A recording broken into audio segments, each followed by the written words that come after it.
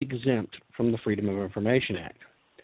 Now, the administration continues to keep reporters from being able to tell the truth about what it is that they're up to. Not that most of the media really cared too much about that, but still it has to be a major concern, both to the media and to the American public. This exemption is basically an FU coming straight from the White House. Again, not that that's all that new. I've heard people making the excuse, okay, the W administration did the same thing, like somehow that makes it right. It doesn't. But what's even worse in this case is that this man, if you want to call him a man, this individual, this occupier, he not only ran on the promises of an unprecedented level of transparency, but he continues to lie and say that, in fact, that they're living up to that promise, that they are the most transparent administration in history. Every reporter, every outside observer, every reasonable person that's paying even the least bit of attention says that they're, in fact, the least transparent administration in history. Is there anyone anywhere in America that believes that this administration has been transparent and open to the public? I go back and reference my earlier statement about drinking Kool-Aid by the gallon. But there's no doubt. The only thing that's terribly open about this administration, the only thing that is so very transparent about this administration is that they're so utterly incompetent and they're incapable of telling the truth. How do you know when Obama's lying? His mouth is moving. It used to be an old bad joke. Now, unfortunately, it's a sad truth.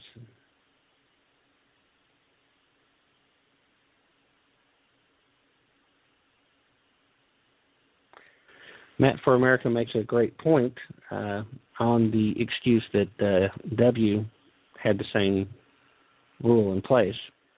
Says that the leftists don't understand that conservatives have problems with Bush. And that's the difference. We call out our leaders. The left, of course, very rarely, if ever, does. Of course, he says they never do. And I tend to agree. He's probably dead on. I've just got a challenge to repeat anything that Obama has said that was truthful. Okay, here goes. Ready for it? Okay, I'm done. I think I got it all in there. I might have forgot something. Has the man ever spoken a word of truth? Okay, Lady Michelle says that we were 5 days away from fundamentally transforming America. Well, that was a rare moment of honesty to what his goals and intentions were. So I guess maybe we can count that. His statements about ending the coal industry in America, he was pretty honest about that. Of course, that wasn't for public consumption either. I guess if we reworded the challenge to repeat anything that Obama said that was truthful, that was meant for the general public across all of America. Now, the fundamentally changing and fundamentally transforming America was at a campaign rally with just his people around. The ending of the coal industry was a statement that was made at a dinner to raise funds for his campaign. Matt for America says he's got one. Everything he says about Islam is what he considers truthful. All right, I'll give you that. I have no doubt that he believes, like in his speech at the UN, that the future cannot belong to those who would slander the Prophet of Islam. I guess that would be me, as well as a lot of other folks I know, a lot of folks that listen to the show, because I don't hesitate to call the Prophet of Islam a pedophile. Now, some people may consider that slander. I was under the impression that if it's the truth, it's not really slander. You have to understand why any group of people would willingly follow someone who claimed to be a prophet but who couldn't read or write and who was openly practicing pedophilia. suppose it may have been a more common practice in those days. I don't know. But in the end, we're still talking about a man who, once again, is exempting himself from having the checks and balances placed on him that are constitutionally required. And that's what I keep coming back to. I have a ton of personal issues with Barack Hussein Obama on an individual level.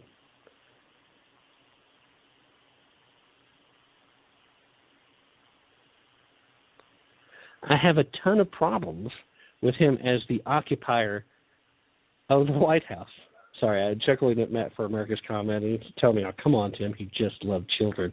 Well, that sounds like the left spin, and that's actually a pretty good one. But at any rate, my problem at a presidential level for Obama, because, I've been talking about respect a lot since bringing the show back on, and I definitely believe with all the fiber in my being that respect is what's missing most in America and keeping us from pulling ourselves back together and understanding that we're all in this together, and that respect isn't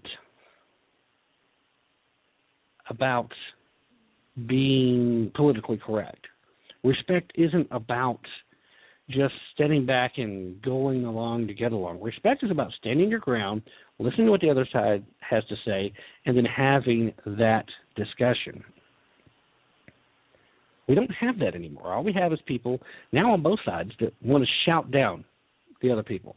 Sometimes that's all you can do, all right? I'm not saying that we don't need our shouters. For far too long, people on the right just sat back and took it, and it gave the impression of the other side being right. Matt for America says that he used to be a liberal, and he came up with most of these liberal arguments. Yeah, I got to tell you, I was raised in a Democratic household, and I think I've told everybody on air that story before, that my father was a staunch Democrat, grew up that way, ran for office as a Democrat. Back in a time before there was a serious question about whether the National Democratic Party was a threat to national security. Patriotism still meant something, the Democratic Party did. But some of the things that he taught me were extremely conservative values. He had them. He worked hard his entire life. He refused to take food stamps because he was convinced somebody else needed them more. Felt as long as he had enough money that we could make it, that that's what we would do. He honestly believed that nobody else would be gaming the system.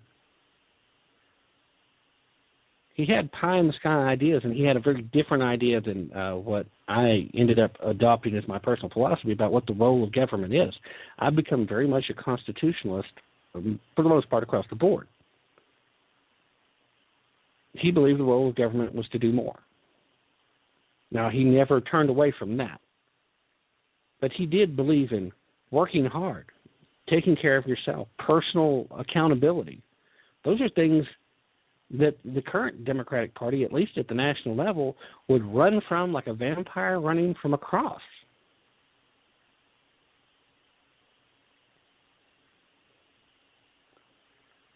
When it's all said and done, he was far more conservative than he ever believed. So I can't say that I was ever liberal, but growing up in a Democratic household, I did get a lot of the liberal indoctrination, and I bought into some of it. And one of the first elections I was old enough to vote in was the Clinton elections. And, I got to say that I voted for Bill. I fell for the charisma, the charm. I mean, it's embarrassing to look back now and say, yeah, I did that, but I can't lie to you guys. Knowing what I know now, if I could go back and change those votes, I undoubtedly would. But, that's nothing we can do there. We've got to get back to respect in America, though. We have to learn to get past the shouting each other down, to listen, hearing the facts, and expecting our leaders, catch the air quotes there, to doing the same. Now, I used to be firmly against term limits. Now I'm firmly for them because I no longer believe that the system will allow for people to be removed.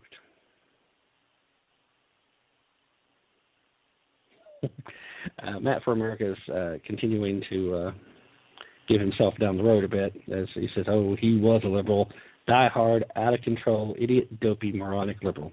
I think we all know somebody like that.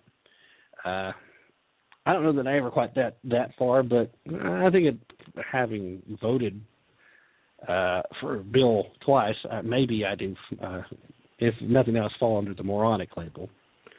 Now, I had learned my lesson before Al Gore was running, so I was done then. But, man, at any rate, it comes back to what's it going to take to salvage our nation?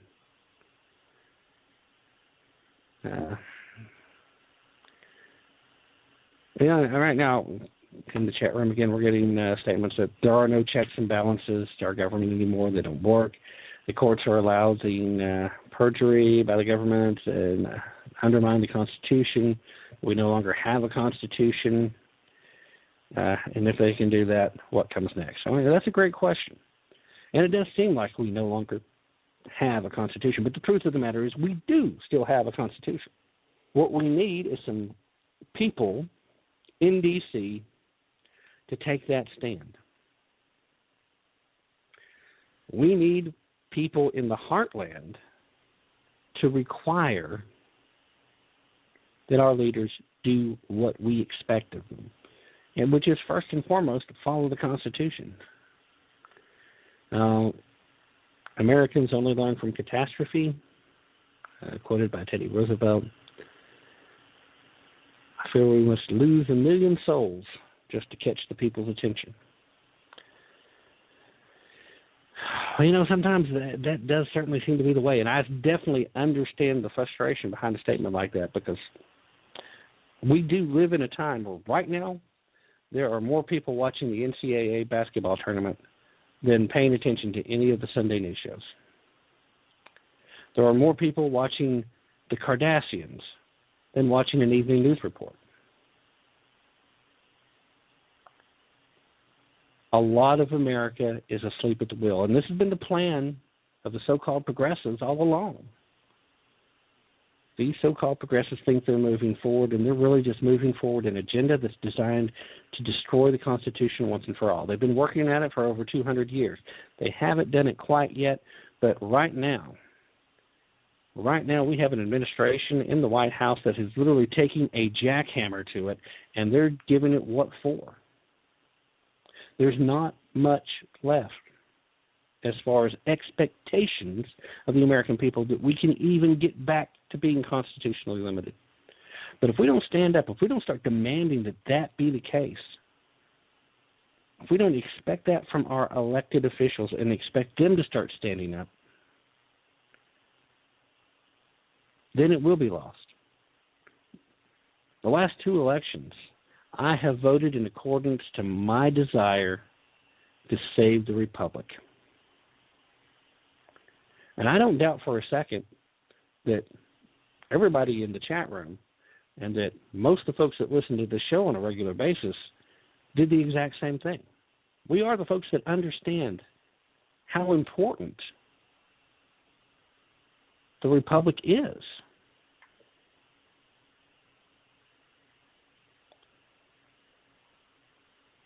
The republic is necessary.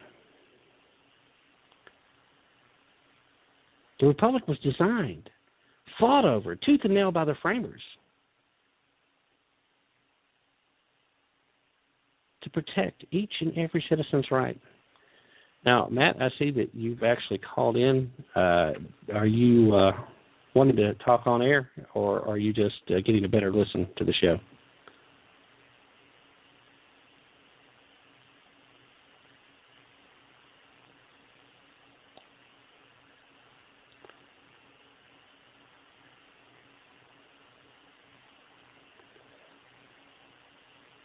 got warnings right now in the chat